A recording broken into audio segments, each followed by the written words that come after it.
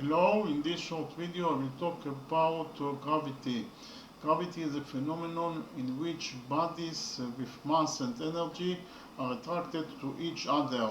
According to general relativity, gravity is a result of the curvature of space-time, and actually bodies with mass and or energy distort space and time. And according to Newton, gravity is an attractive force between masses, and the force of gravity is proportional to the product of the masses of the bodies divided by the square of the distance between them.